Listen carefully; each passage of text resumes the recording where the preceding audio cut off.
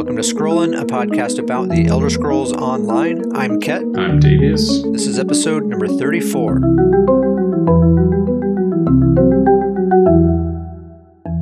The first thing that I want to really just acknowledge is just that on the last episode I made an editing mistake because usually what I do is I'll do all my editing and then I'll give it one last listen from beginning to end just to make sure it all is kind of cohesive and everything before I upload it. This time I did not do that because I was kind of in a rush, and as a result there's about 60 seconds of absolute silence near the end of the episode. So I apologize for that. It is like kind of abrupt, and it seems kind of like mid-conversation too. It's just like we just stopped talking, and then a while later we resume talking again. So sorry for that. Try to avoid that from happening in the future. So let's just get on into Markarth PTS. This is PTS week 3. So that's version 6.2.2 on the public test server.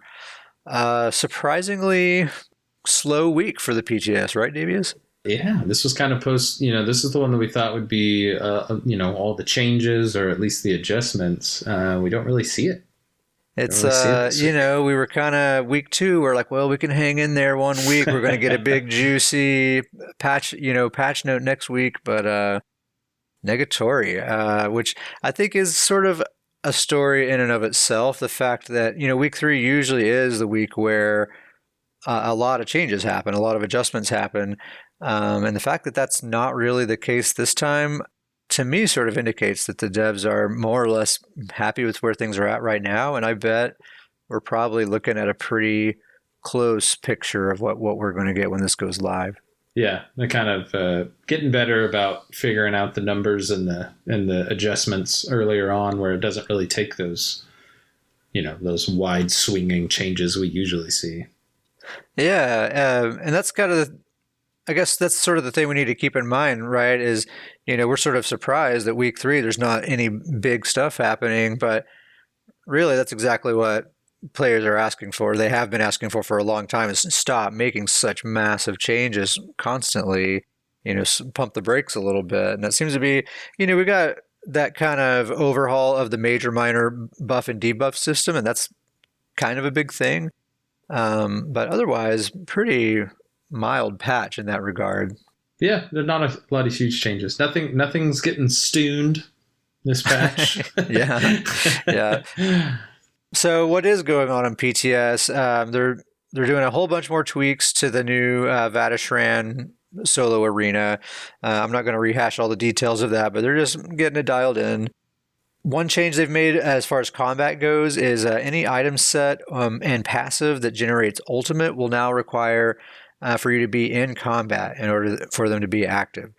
So, for example, Pearls of Elnafay, although apparently on PTS they're bugged right now, but that would be an example of something that gives you ultimate, but only if you're in combat. So Champion of the Hist, Shulk's exoskeleton, that kind of stuff. That might have been already the case for those. Yeah, I know Champions of the Hist is that way. I can't remember if Shulk's, I'm sure it is, because it's almost the same type of set. But they also say passives, any passives that generate ultimate too. So, Werewolf Hide. I guess Werewolf Hide, or I guess like the Nightblade passive, where when you drink a potion you generate ultimate, probably only when you're in combat. So they basically just don't want you. They don't want it to be so easy for you to begin a fight with full ultimate. Yeah, I love ultimate, but I do think this is a good change. I think that most of the time, in PvP, I mean, they do battlegrounds or PvP, so most of the time I'm in combat anyways. But I do think this is a good change. Yeah, I've heard people say that they wish that whenever you entered a battleground, it would set everyone's ultimate to 0 at the beginning.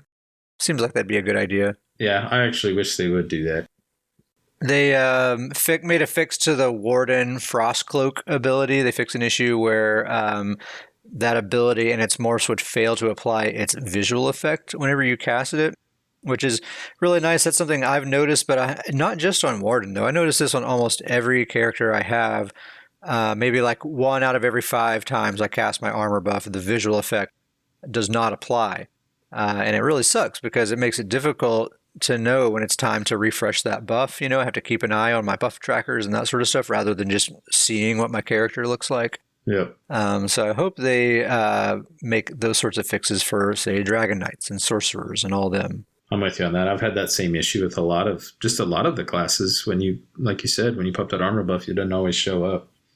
You know, and while we're on the topic of armor buffs applying a visual effect, make the Frostcloak stop giving my character a visual effect, right? If I'm not a warden and there's a warden nearby, or maybe force them to have to be in group or something like that.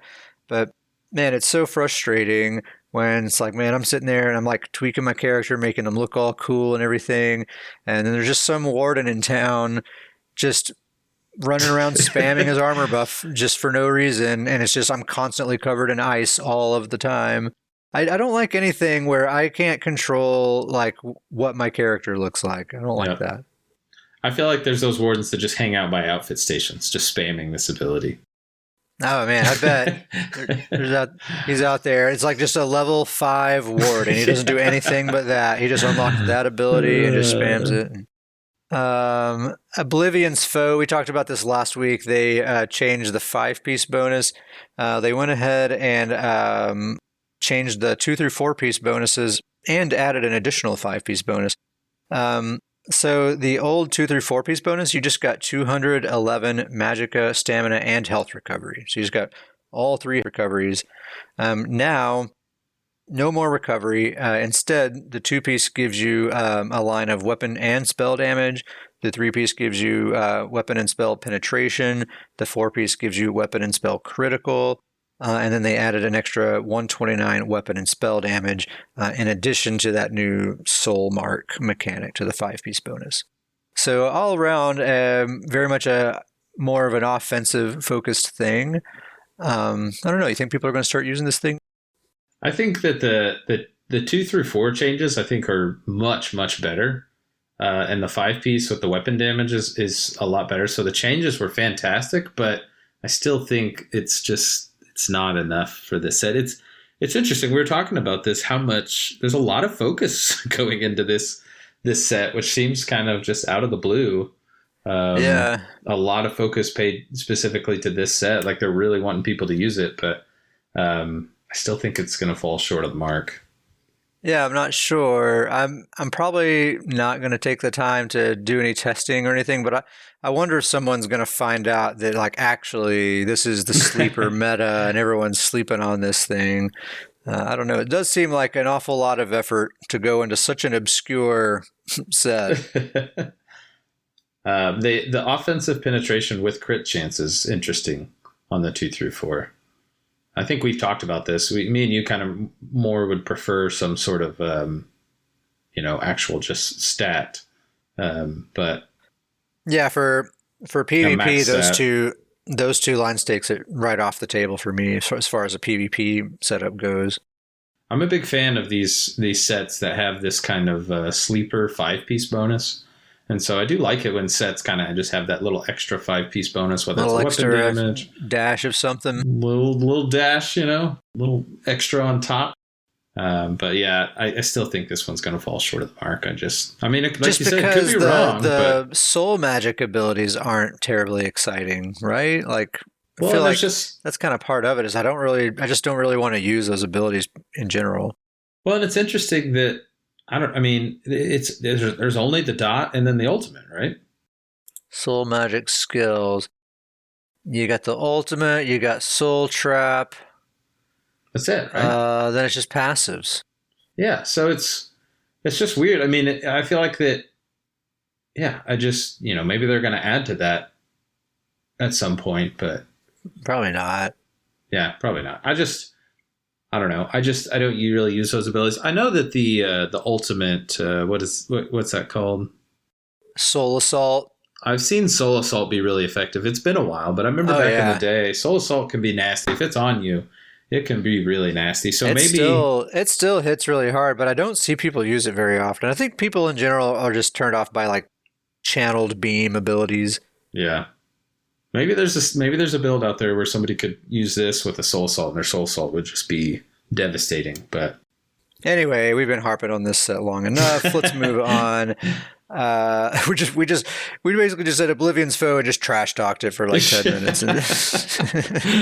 I am really curious on the amount of focus they're giving, and I am intrigued by that. Like, I just wonder how that one came into the spotlight. It's intriguing. Maybe they'll keep making It is changes. interesting. Like some dev has been, maybe it's just some dev just took it upon themselves and like this was their baby and they wanted to do something. I hope they don't listen to this episode. All right, Ring of the Pale Order. So they capped the heal. So this set now has a maximum of 3750. That's the maximum heal that you can get. They say before bonuses. So I guess if you have a healing done amplifier or something, it could be more. But they say that's to help reduce its healing potential in PvE. They're concerned about healers basically becoming unnecessary, which for dungeons, we're almost there already, I think. Yeah. So that would be probably the very final nail in that coffin, at least for four-man dungeons, four-person dungeons. That's a good number, I think. So they say that, like for PvP, this probably won't affect its effectiveness at all for PvP because you'd have to hit somebody for 25k in order to hit that cap of 3750, and that's just never going to happen. So you don't hit people for that much. Yeah, totally. So you're just never going to hit that cap anyway. So I don't think that really changes anything from a PvP perspective. But it's a pretty easy cap to hit for PvE. So it's still, I think, going to be very useful in PvE. 3750 with zero cooldown is still a very strong. Like think if you just have 2 or 3 dots plus your light attack weaves and your spammables, that's already a ton of healing. Yeah. I'm really happy about this change, especially as someone who, I love support. And I know there's players out there that, and me included, and when I do PvE, and I mainly tank nowadays, but support and healing was always my favorite role in PvE. And so there's other people that's their favorite role. This is a new exciting item, but it is kind of a bummer. Dungeons are just 3 DPS and a tank, and like you said, it's already kind of going that way. And so this almost seemed like it was going to end it. So I think for players that really do enjoy playing support and heal, this was a good change. It was good to see that they at least are recognizing, throwing healers a bone here. Yeah, I mean, I think that it's not so much going that way. It's that it has always been a struggle for it to not be that way. Yeah. As long as I've been playing the game, if you have 3 self-sufficient damage dealers in a tank, that's probably the way to go for most dungeons. Well, this ring is even potentially, I even think it was like in a trial, was just knock out the healers and throw in more damage dealers. And if you've got a really detailed, dedicated trial group, just everybody throw one of these on. And I think they even made a comment like they can keep adjusting it, and if that's the thing about these live games, right? Like none of this is ever chiseled in stone, and if we do get to a situation where nobody wants any healers in the groups, then you can bet that number will change. Mm-hmm. But anyway, yeah, that still sounds good, and I'm glad that it doesn't affect my PvP plans for that thing whatsoever. So that's really nice. Frenzied Momentum, that's the new Arena two-hander. They took it back down. So they started, I think the first iteration was like 9,028, something like that. Last week they took it up to 10,384.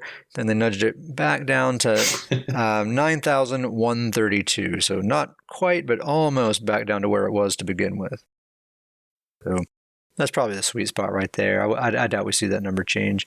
In addition to that, when you generate the stacks, you also get an extra 38 weapon damage per stack. And then when you do the heavy attack to get that AoE explosion, those stacks are consumed at that time.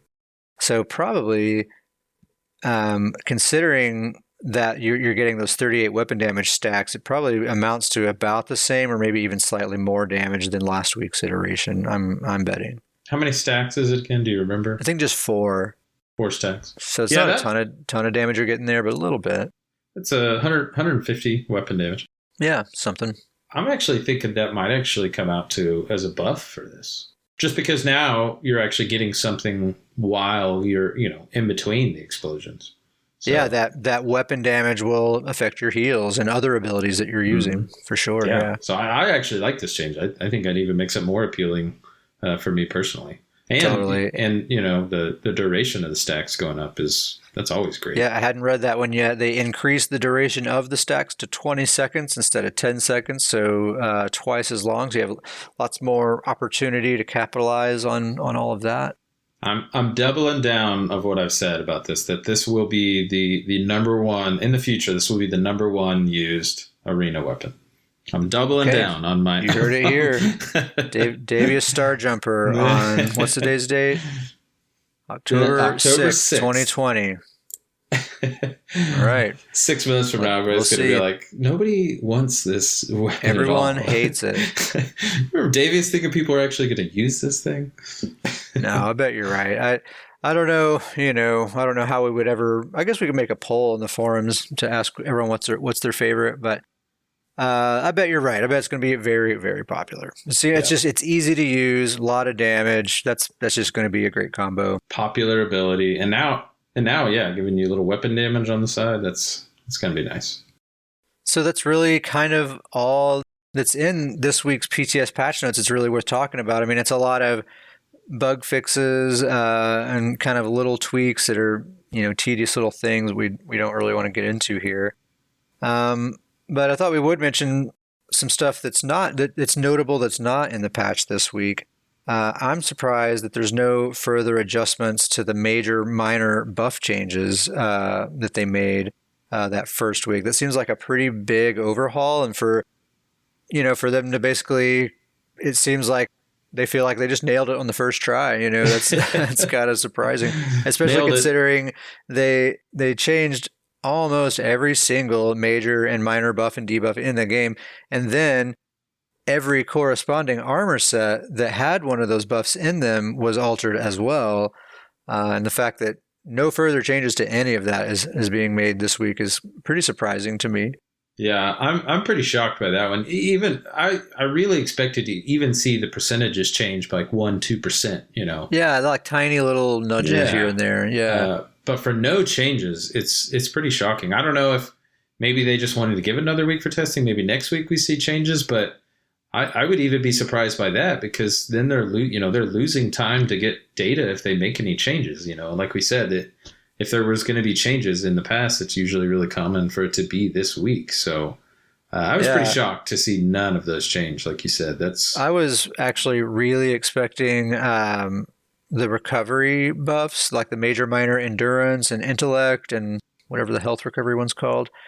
I was expecting those to be dialed back a little bit. For those to all just be straight doubled across the board, like we'll get into it a little bit later, but that's like so much recovery being added to the game, which in turn is adding so much damage into the game. It's really surprising, especially considering, like I mentioned before, when Morrowind dropped, man, they took so much recovery away. And now I feel like we're getting even more than how much we had before then. Pretty wild. I'm not complaining. I love having recovery, and my builds are absolutely going to benefit from it. But I'm not the only one that's going to be, just the playing field is being majorly elevated. It's going to be some big changes for sure. There's no real combat and ability changes to speak of, really at all, this whole patch. Yeah. But yeah, I think that's a good thing. Players, like we were saying, players are kind of sick of the big swinging changes from one patch to the next, being kind of jerked around from one side to the other. And I feel like last year was really bad for that. Just like every single patch was such a big, drastically new situation. The fact that this is just kind of a little bit of a refinement, a little bit of just an update to the current situation, I think is pretty refreshing, pretty nice. Yeah, I agree with everything you said. I do have to say, I don't even know why I'm surprised at this point, but I'm still very surprised that we are not seeing a single vampire change. Like, I mean, I know that they that is very surprising. They adjusted well, they didn't really adjust it. They just put a new item in that maybe makes the spammable usable again. But for them to still not change any of the vampire line after all of the talk and And they've got to be looking at those numbers. I just don't Like feel like vampires are out there.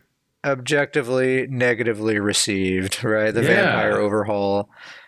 And at the same time, the werewolves are like in such great shape right Oh now, yeah. and they weren't. The thing is, werewolves weren't totally reinvented, right? They were just kind of refined and touched up a bit. Like Yep. that's what should have happened to vampire.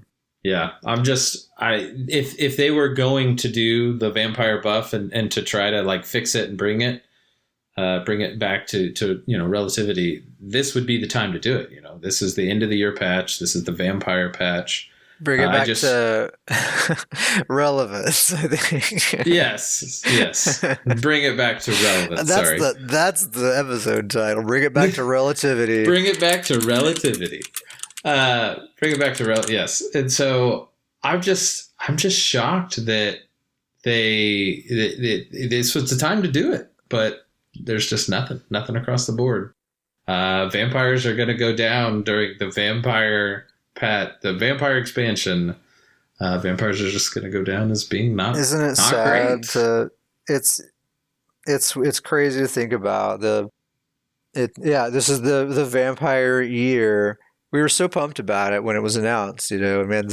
And now the vampire is just like this mangled, bad version of what it used to be. Yeah, it's interesting. It's fine. I think everybody's kind of adjusted and made their changes, and like you said, I think everybody's really happy with the current not huge changes and stuff like that. But I have to say I'm surprised by that one. All right, so that's it for patch notes. One other thing of note is that so the Cyrodiil AoE tests are still ongoing. We haven't mentioned it the last couple of episodes, but this week is worth mentioning because this is week 5, test number 5. And if you remember a few episodes back, we were talking about this is the week that's the really interesting one. This is the testing scenario that a lot of players have been asking for a really long time. A lot of people think this is the solution to Cyrodiil, possibly. So this is the one where group size is limited to 12 players instead of 24. All AoE healing is only within your group, or I think it's all healing, period, right? It's just within your group. I think, healing is just reserved. I think, all AoE healing abilities are just the group. It's 12 members instead of 24. And then I'm reading Gina's comment here. Any ally targeted abilities are only applied to group members. So that's going on until October 12th. I'm definitely going to be jumping into Cyrodiil and participating in this week's testing because I'm very, very curious to see how this plays out. And I'm hoping it'll be as good as people think it's going to be. I'm very excited about it. Yeah, this is the week to go in, get your transmute crystals. This is the time to do it. Get your transmute crystals. Go ahead and knock it out of the way. And then really get in there and experience this test. I'm imagining we're gonna port into Cyrodiil, and there's not even going to be any fighting. It's just going to be imagine you and me, and everyone's just frolicking. Yeah, everybody's just happy. No fighting. Everybody's just cheering. Just cheering emotes as everywhere you go. Like, we did it. It happened.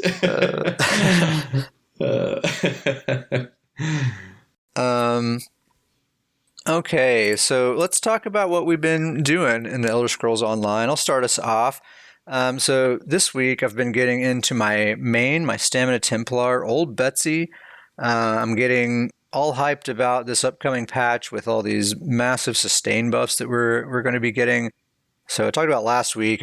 I was sort of figuring out how I'm going to adjust my Stam Sork with these changes, and he's looking really, really good. Whenever this patch drops. But with him, I'm going to have to farm a mythic item, that new mythic item, to get him all in shape. But with Betsy, I can make all the changes right now. And then when that patch drops, she's just so much better. Ready to go. So her current setup, as a reminder, she's using Bone Pirate, the 5-piece set, 5 pieces of Deadly Strikes, Ring of the Wild Hunt, the Master Bow on the back bar, and so Deadly Strikes is just on the front bar. 1-piece Molag Kenna, And then I'm using the Serpent Mundus and all damage glyphs on my jewelry. So the Serpent Mundus is recovery. So I'm just going to focus on these two stats because these are the main two stats I am usually concerned with. So currently, my fully buffed stamina recovery with no CP is 2200 and weapon damage is 5200. On PTS, my plan is to switch from the Serpent Mundus to the Warrior Mundus. That's the damage Mundus. Mm-hmm. And then instead of One Piece Molag Kenna, so the One Piece Molag Kenna gives you a line of weapon damage. I'm going to switch to One Piece Blood Spawn. It gives me a line of stamina recovery. So that's going to put me at 2300 recovery, so 100 more recovery, and 5400 weapon damage, 200 more weapon damage than what I currently have. With making some pretty minor changes. The thing is, what I might do is I may not switch to the One Piece Blood Spawn. I could just keep the One Piece Molag Kenna, and then I'd have 2100 recovery, so I'd lose 100. But the recovery on this build is really, really good anyway. I can probably afford to do it. So what I might do is just switch to the Warrior Mundus, and that might be the only change I make. And then she'd be looking at 2100 recovery and 5600 weapon damage. That is a lot of weapon damage. That's on top of the 20% buff to jabs that I'm getting from deadly strikes as well. Yep. It really hits really, really hard. Yeah, that seems like that would be working pretty well. And just basically a 400 weapon damage buff for just throwing up 100 recovery. And like you said, you already have great recovery. Yeah. So I'm pumped about Betsy. I'm just glad that really I don't have to make any major changes to her at all. She's just going to be quite a bit better that day, which is pretty cool. And she's already amazing. I've been playing with her. She's been the character I've been mostly playing with this week, and I've been mainly doing Battlegrounds. She's by far my favorite character to do Battlegrounds on lately. It's basically just because she has a cleanse. I say she's by far my favorite. It's her and my Magicka Warden are both my favorite. The Warden's nice just because she has a ton of heals and a pretty good amount of damage, but she's mainly a healer. But Betsy here, she's a cold-blooded killer. She's one of my few like actual offensive characters that can get a lot of kills. That can actually stay alive in a battleground. Because she has that cleanse and she has some pretty good self heals and really, really good mobility. Yeah, that's what I was about to say. Very speedy, which helps you out a lot. Yeah, and I can almost play this character blindfolded. I just know exactly. It's like a glove, man. It's so perfect. Old Reliable. That's old Betsy's middle name. Yep, Old Reliable Betsy. So that's what's going on with her. And I just wanted to make one mention that I haven't forgotten about my Stamina Warden healer that I had been talking about a little bit. As I've been mentioning in the past few episodes, I've recently moved and started a new job, so things have just been kind of tossed up in a blender in my life right now. So I haven't forgotten about the StamDen. I just had to kind of get situated here. I'm going to pick that dude back up here pretty soon, and that build actually is complete more or less. I just kind of have to do the last kind of final touches and refinements and that sort of thing. So that'll be fun. That's what I have coming up. Yeah, that's your StamDen, one of my favorite named characters of yours. Is old Hambone Malone. Old Hambone Malone. One of the best character names out there. All the best names are the ones that are just off the top of the dome in the moment. Like you're looking at the character creation screen. Oh yeah, what's this guy's name going to be? Well, Hambone Malone it is. It's the first thing I thought of. It rhymes. Sounds good. Well, of course it's Hambone Malone. Yeah. Yeah, and then now, how could he ever have any other name? How could it not be? Yeah, what have you been doing, man? So, we've had kind of a quick turnaround this week. So I kind of revisited, speaking of StamDens, I've been kind of revisiting my StamDen. We always talk about how we kind of go through these rotations of where we tinker with builds and go do some PvP battlegrounds. And then we just kind of go character to character. And he is kind of the top of my rotation. So I kind of went through all my characters and now I'm back at the top because I hadn't been on him in a while and I was really enjoying playing with him when I was. And so I kind of been playing with him, doing some battlegrounds this week, just kind of seeing what possible changes are going to happen to him with this upcoming patch, like what changes I might make. And initially, we were talking about this, and you were like, "Don't tell me, save it for the podcast," because I think you could sense I was going to kind of go into this thinking and this. I'm really kind of strategizing with this, but initially, when I thought about this character, I was thinking, all right, he's probably going to get a nerf. And just to remind you, what this character is that he is the heavy armor bow build. That's his title, but he does the all animal companions on the front bar. And he's the bow build, and he wears the automatons and innate axiom. So it's just constant buffs to, it's just 400 weapon damage from each one of those sets to his abilities, that front bar abilities.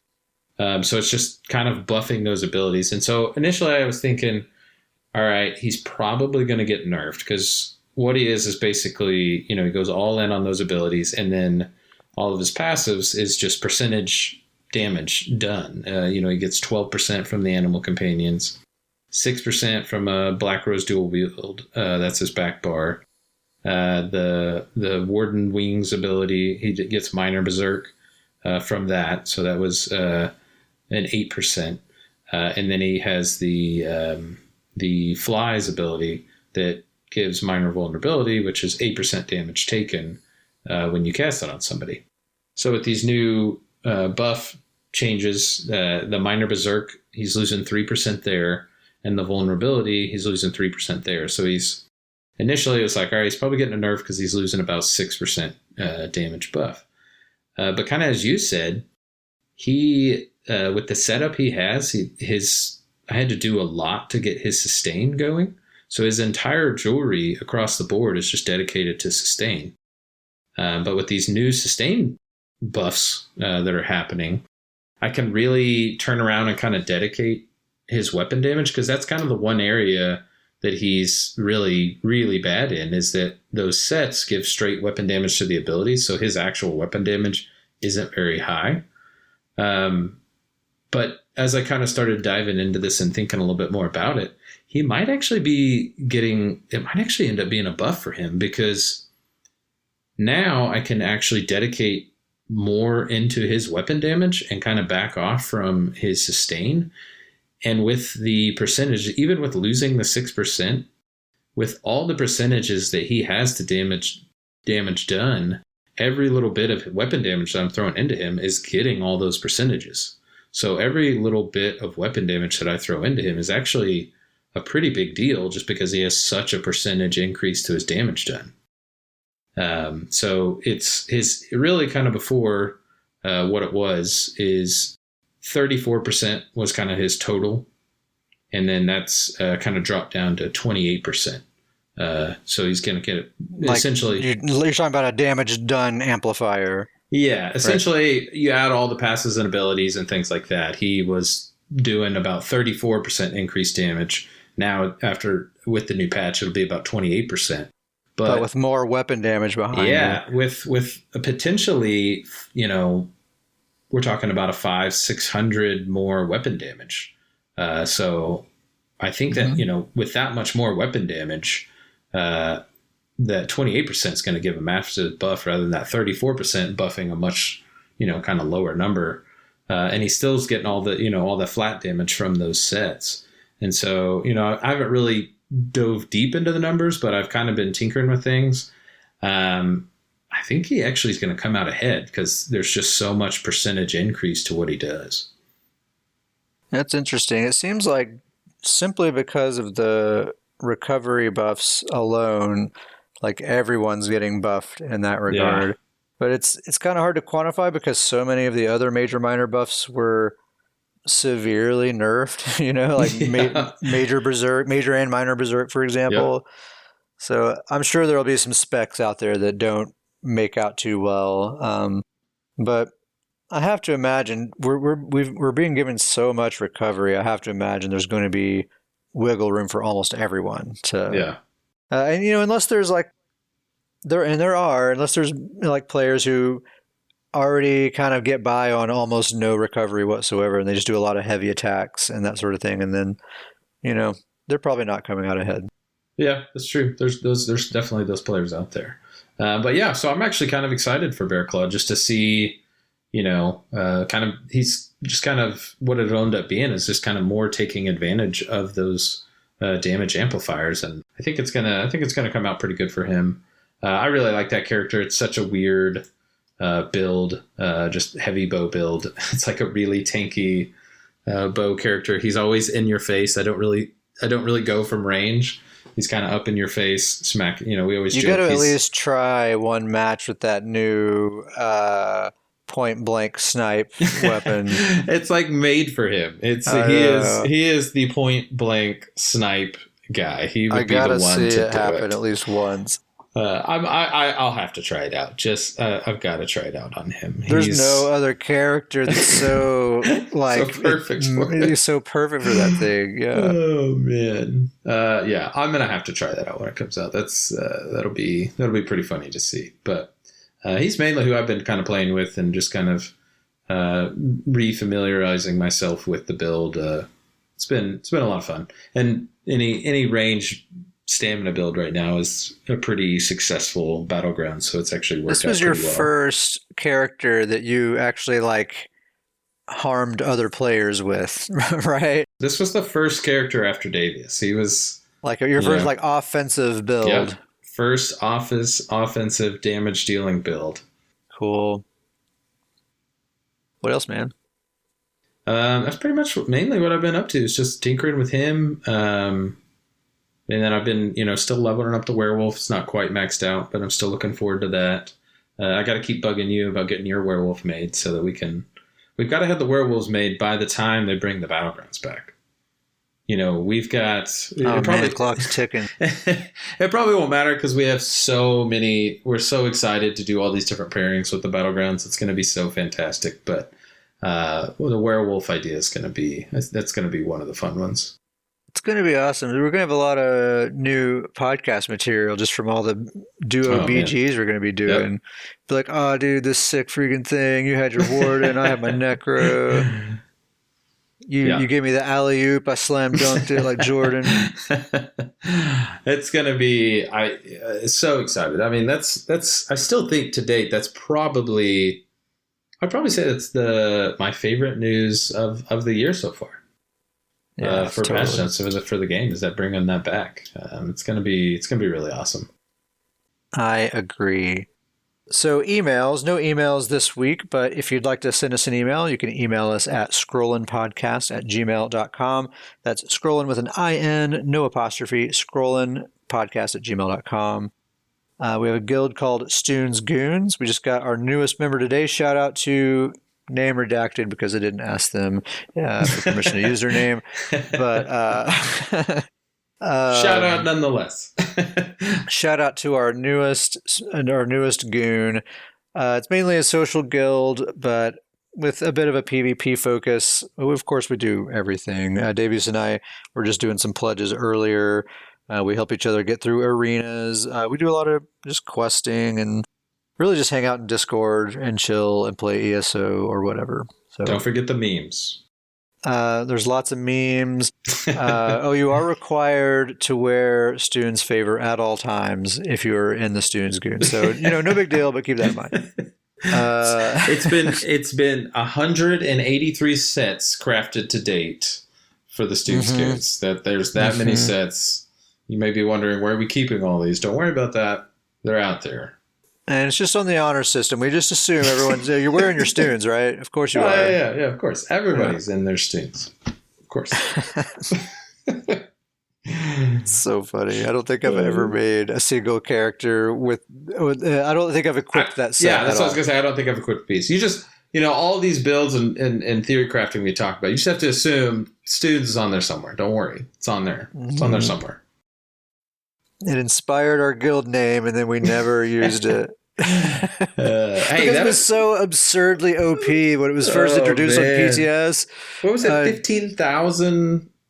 I think the very first iteration was like 17,000 penetration or something ridiculous like that.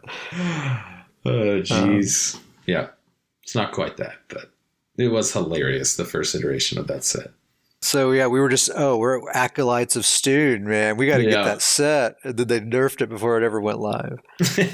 But by that point, we'd already made a meme of the guild name. We had to run with it. We've already fallen in love at that point. So I'm happy with it. It's actually better this way. It's better than the set does work out sucks. better. It actually doesn't suck totally, but it's not nearly as good. Yeah. Okay, I guess we'll call that an episode. Thank you for listening to episode number 34. Please return next time for episode 35. See you next time.